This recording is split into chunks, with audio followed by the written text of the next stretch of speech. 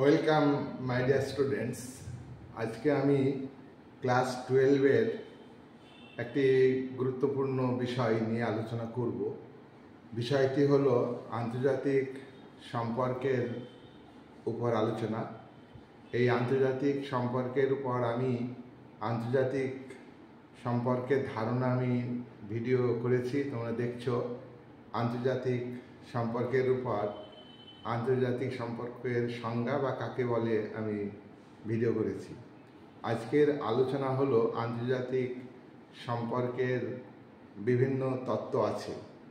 এই বিভিন্ন তত্ত্বের মধ্যে তোমার আলোচনা করব প্রথম যে তত্ত্ব, সেটা হলো আদর্শবাদ বা আইডিয়ালিস্ট থিওরি।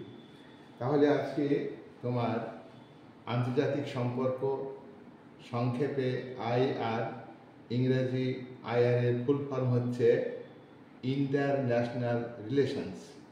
তো এই যে আইআর, এই আইআর এর থিওরির আমরা আজকে প্রথম থিওরি, সেটা হলো আইডিয়ালিস্ট থিওরি। এই যে আইডিয়ালিস্ট থিওরি, এটা অত্যন্ত গুরুত্বপূর্ণ একটা তত্ত্ব। এই তত্ত্ব আন্তর্জাতিক সম্পর্কের ক্ষেত্রে বিরাট প্রভাব বিস্তার করেছে। এই তত্ত্বটাকে আমরা সাবেকি তত্ত্ব বলবো বা বলি।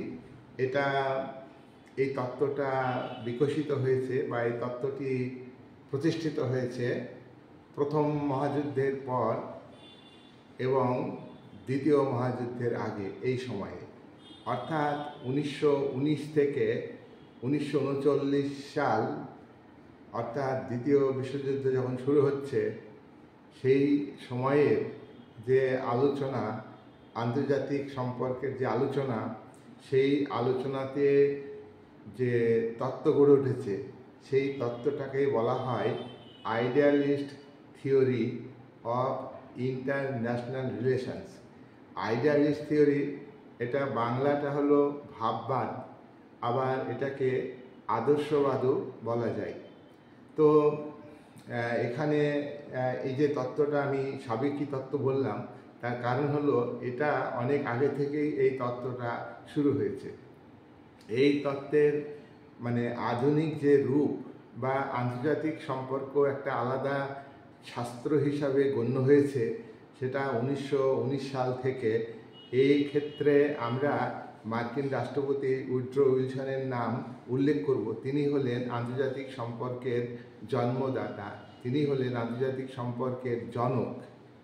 তাহলে এটা প্রথমেই এই তত্ত্বে অর্থাৎ আইডিয়ালিস্ট থিওরিতে তোমার গুরুত্ব দেওয়া হয় কোন কোন বিষয়ের সঙ্গে। তাহলে আইডিয়ালিস্ট থিওরিতে গুরুত্ব দেওয়া হয় তোমার আইনগত এবং মরালিটি। এই যে এখানে আমি বলেছি লিগাল অ্যান্ড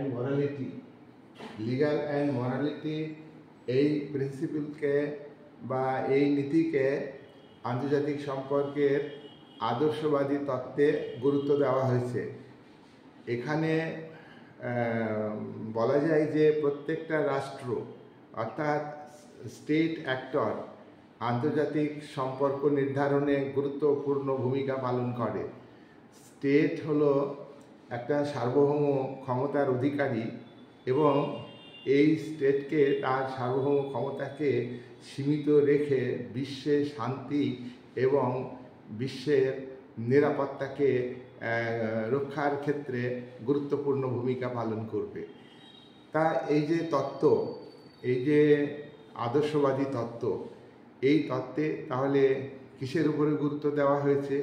এই তত্ত্বের গুরুত্ব দেওয়া হয়েছে তোমার শান্তিপূর্ণ নীতিকে গুরুত্ব দেওয়া হয়েছে।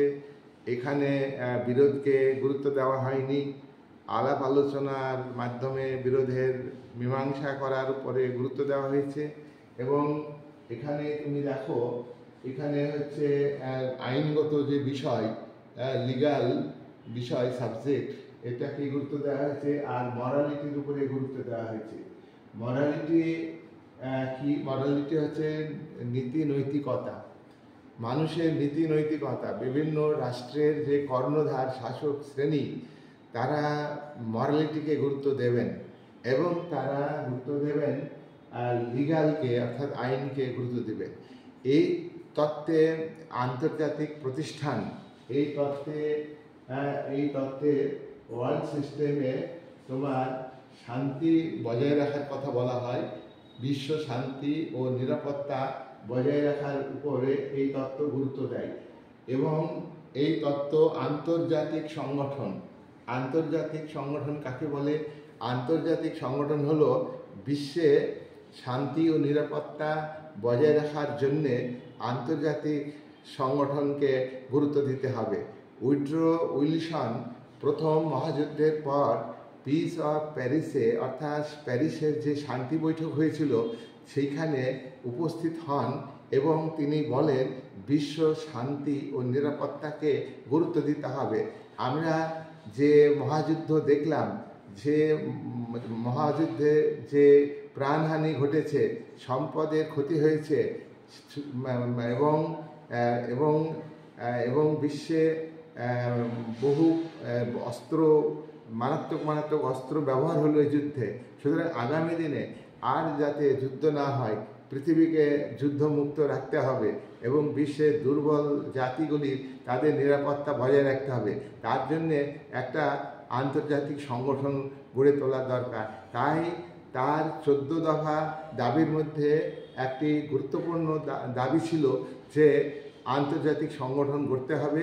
সেই আন্তর্জাতিক সংগঠন হচ্ছে লিগ অফ নেশনস 1919 সালে গড়ে ওঠে এবং এটি আন্তর্জাতিক শান্তি নিরাপত্তা রক্ষার ক্ষেত্রে গুরুত্বপূর্ণ ভূমিকা পালন করবে। কিন্তু এই সংগঠন ব্যর্থ হয়েছে ঠিকই, কিন্তু এই আদর্শবাদী তত্ত্বে উইড্রো উইলসন গুরুত্ব দিয়েছেন ইন্টারন্যাশনাল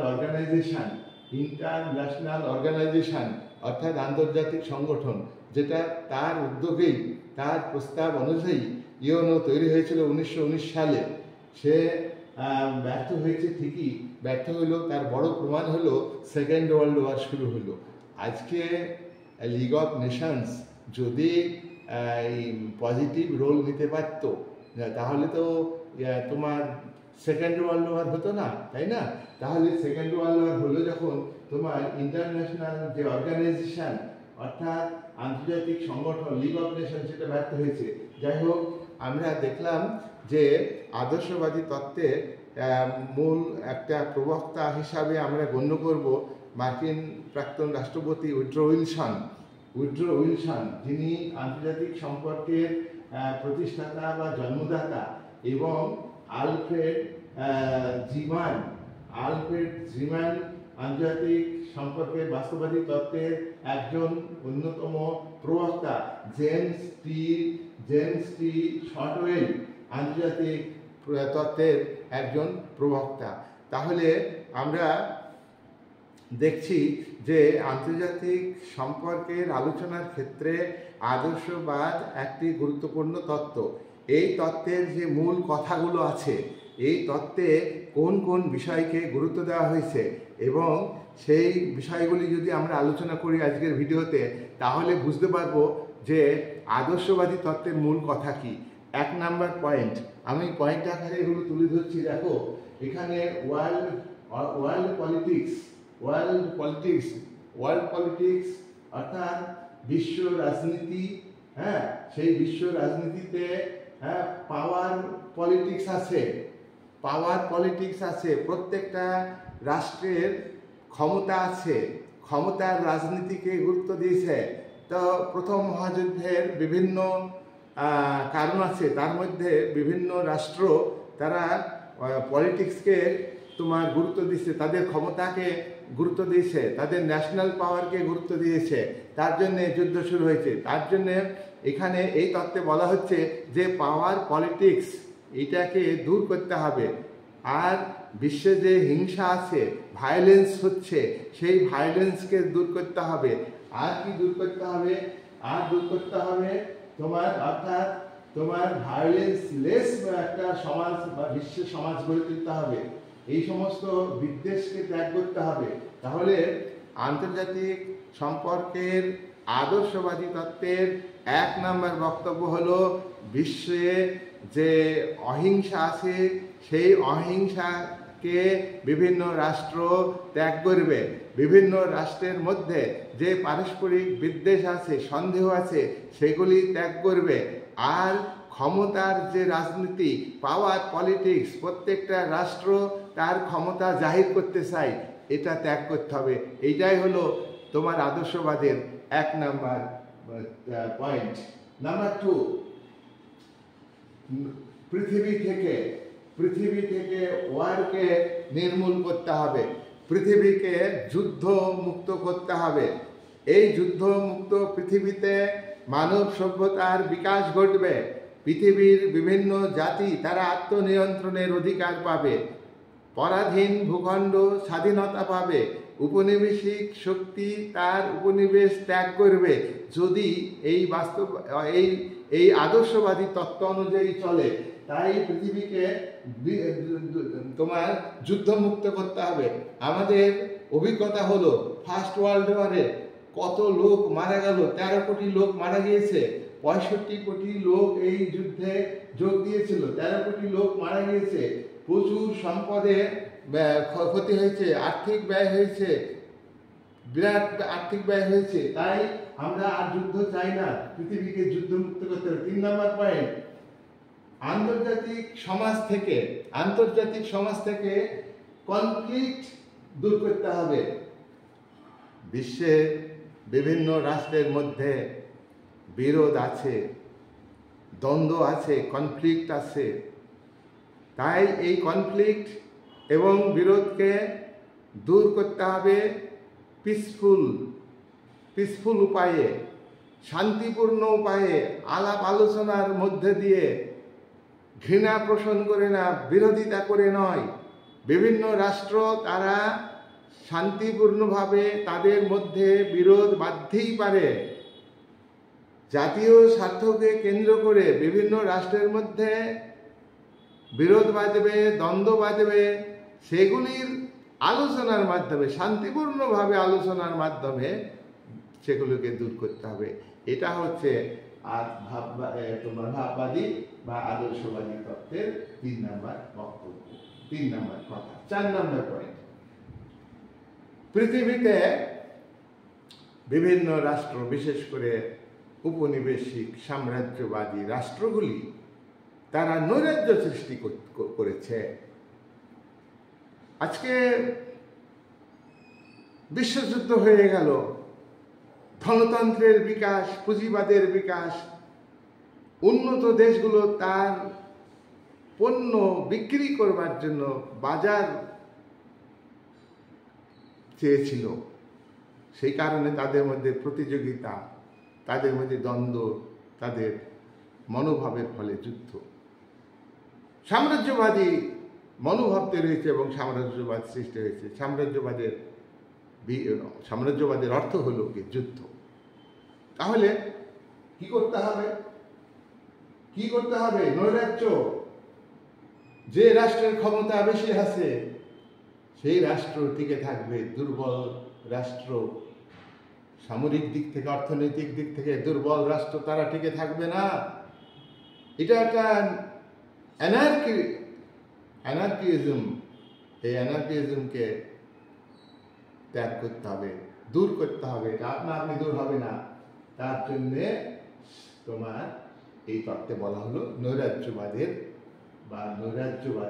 নৈরাজ্যের অবস্থা, বিশৃঙ্খল পরিস্থিতি, বিশ্বে অশান্তি, বিশ্ব শান্তি বিঘ্নিত হয় এমন পরিবেশ, সেটাকে দূর করতে হবে। নাম্বার 5, নৈরাজ্যের অবসান।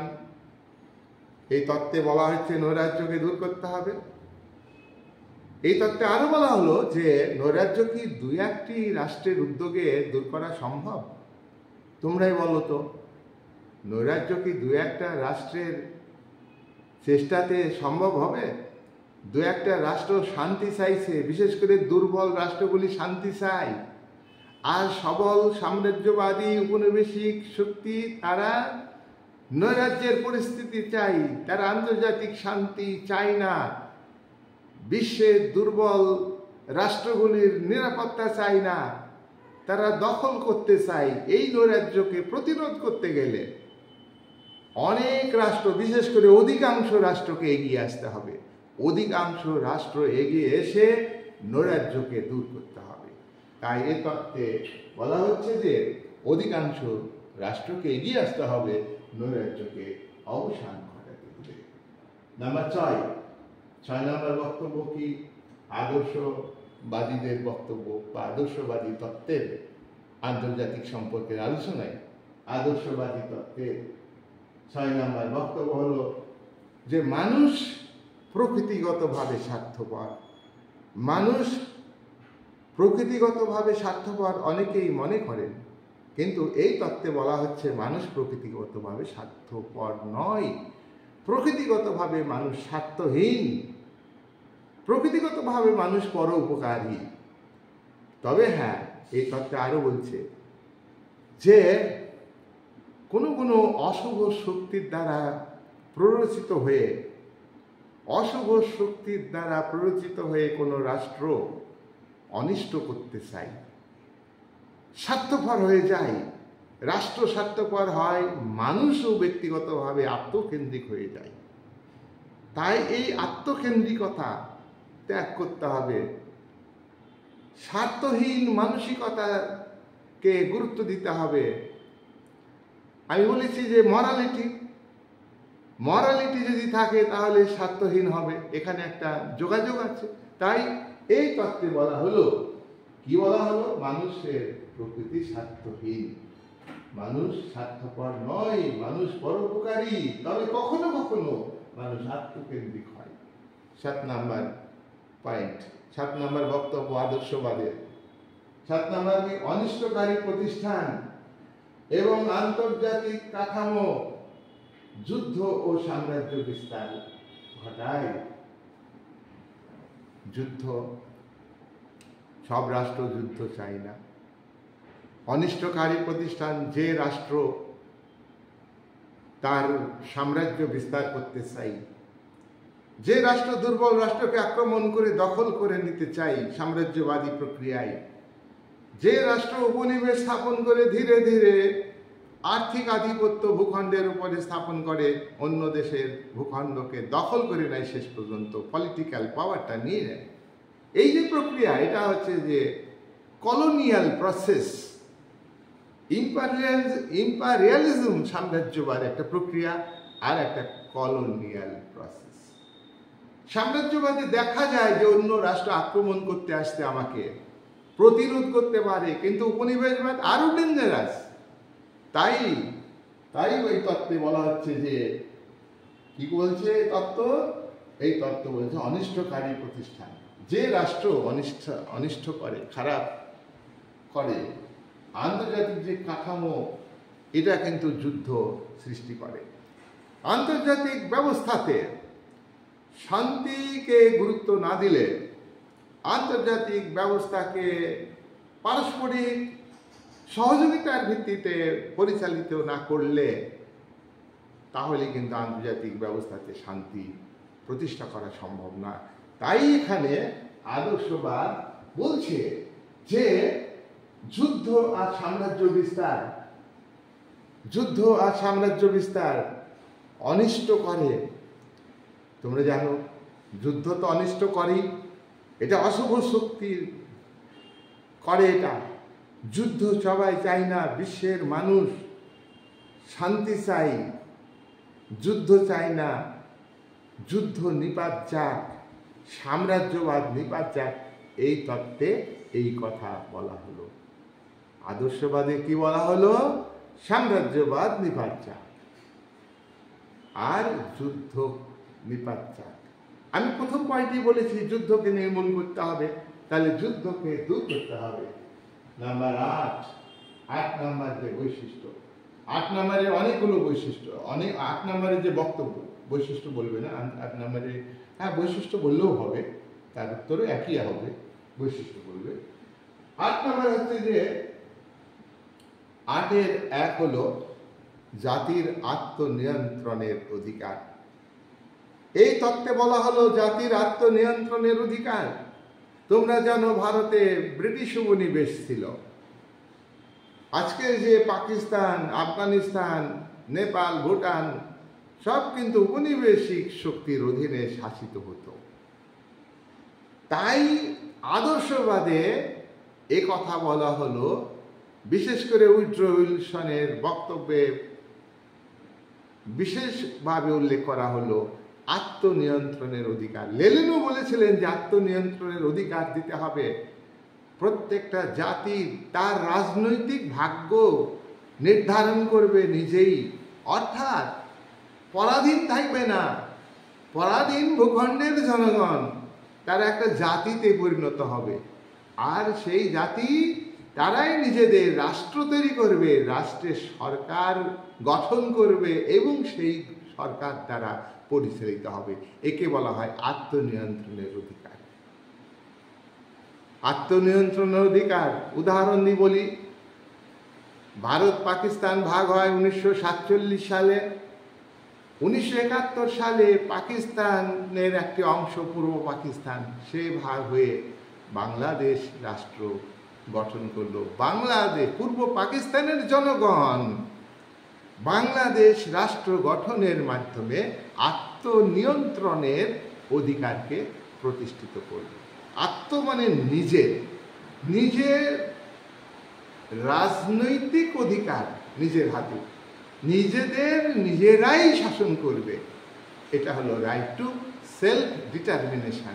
এই তত্ত্বের একটি গুরুত্বপূর্ণ বিষয় যে রাইট টু সেলফ ডিটারমিনেশন, এটা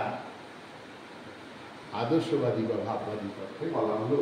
নাম্বার 2, 8 নম্বরে আরেকটা বিষয়, জাতিগুলির বৈষম্যের অবসান ঘটাতে হবে। আন্তর্জাতিক সমাজে কোনো রাষ্ট্র শক্তিশালী হবে, কোনো রাষ্ট্র মাঝারি শক্তিশালী হবে, এ তো হতেই পারে না। জিওগ্রাফিক্যাল পজিশন, অর্থাৎ রাষ্ট্রের সামরিক শক্তি, রাষ্ট্রের যে ন্যাশনাল পাওয়ার, জাতীয় শক্তি, সেটা কিন্তু সব রাষ্ট্রের সমান হবে না। তো তার ফলেও একটা বৈষম্য মনোভাব সবল রাষ্ট্রগুলির আছে। আজকের পৃথিবী উত্তর এবং দক্ষিণে বিভক্ত। উত্তরের দেশগুলো কি উন্নত দেশ? তো 1991 সালের আগে পূর্ব পশ্চিম এই দুটি ভাগে পৃথিবী বিভক্ত ছিল।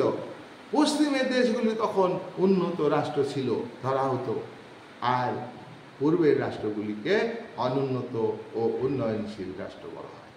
1991 সালে সোভিয়েত ইউনিয়নের পতনের পর উত্তর দক্ষিণে ভাগ হয়ে গেছে। উত্তরের দেশগুলিকে উন্নত দেশ বলা হয়।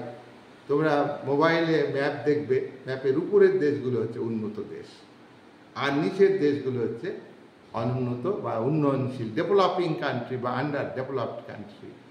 আর ডেভেলপড কান্ট্রি হচ্ছে নর্থে।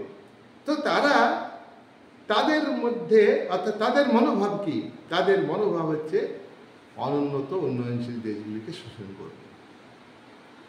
অর্থাৎ পৃথিবীতে উন্নত দেশগুলো চাই না যে উন্নয়নশীল এবং অনুন্নত দেশ তারা স্বনির্ভরশীল হোক, তারা শিল্পে স্বনির্ভরশীল হোক, অর্থনীতিতে স্বনির্ভরশীল হোক, সামরিক শক্তিতে স্বনির্ভরশীল হোক, পরনির্ভরশীলতাকে বেশি গুরুত্ব দেয়। তাই এক্ষেত্রে কি হয়, বিভিন্ন রাষ্ট্রের মধ্যে পার্থক্য। জাতি, বর্তমান যে রাষ্ট্র তাকে জাতি রাষ্ট্র বলা হয়, নেশন স্টেট বলা হয়। তাই প্রত্যেকটা রাষ্ট্র, একটি ভারতের জনগণ আর ভারত ভূখণ্ড নেশন স্টেট। তাই পৃথিবীর বিভিন্ন যে নেশন স্টেট আছে তাদের মধ্যে যে একটা বৈষম্য আছে, সেই বৈষম্য এই আদর্শবাদী তত্ত্বে দূর করার কথা বলা হলো। 3 নম্বর, গণতন্ত্রের প্রসার ঘটাতে হবে, স্বৈরতন্ত্রের অবসান ঘটাতে হবে। গণতন্ত্রের প্রসার ঘটাতে হবে, ডেমোক্রেসি, জনগণের দ্বারা তৈরি সরকার তৈরি হবে। কোনো মিলিটারি গভর্নমেন্ট তৈরি হবে না। মিলিটারি গভর্নমেন্ট কিন্তু ভয় দেখিয়ে স্বৈরাচারী শাসনে পরিণত হয়। তারা অবৈধভাবে ক্ষমতা দখল করে এবং তাদের অবৈধ ক্ষমতাকে বৈধতা দানের চেষ্টা করে।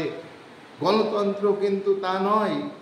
গণতন্ত্র রাজতন্ত্রের বিপরীত শাসন ব্যবস্থা। গণতন্ত্র স্বৈরতন্ত্রকে সমর্থন করে না। গণতন্ত্রের জনগণের হাতে ক্ষমতা থাকে। জনগণই তার সার্বিক ভোটাধিকার প্রয়োগ করে সরকার গঠন করে, প্রয়োজনে সরকারের পরিবর্তন ঘটাতে পারে। তাই আদর্শবাদ বলছে বিশ্বে বিভিন্ন দেশে গণতান্ত্রিক সরকার গঠন করতে হবে। আর যেখানে যেখানে নৈরাজ্য, যেখানে যেখানে স্বৈরাচারী শাসন আছে পৃথিবীতে, আমরা দেখেছি এই তত্ত্ব কাজ করেনি। এই তত্ত্বে, আদর্শবাদী তত্ত্ব অনুযায়ী চলেনি। হিটলার চলেননি, মুসলিনি চলেননি। হিটলার তার নাৎসি পার্টি তৈরি করে অগণতান্ত্রিক ভাবে দেশকে শাসন করেছে।